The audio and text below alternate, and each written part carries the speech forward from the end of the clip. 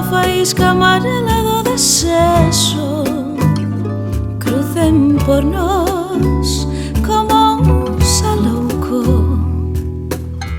para converterse en néboa.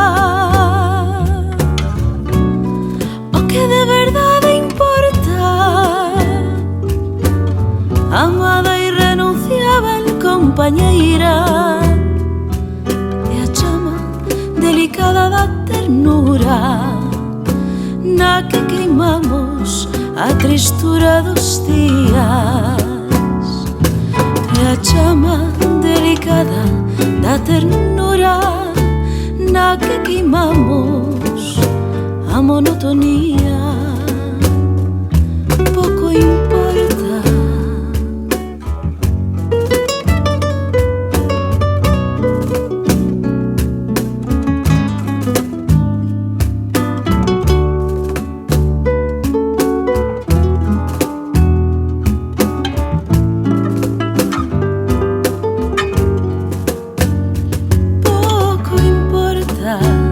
Que a ave da esperanza ou a faísca amarela do desexo crucen por nós para converterse en sombra esvaída na lembranza.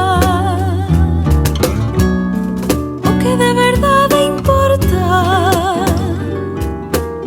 amada irrenunciável compañeira, e a chama delicada da ternura onde arde fiel a árbore da nosa propia vida.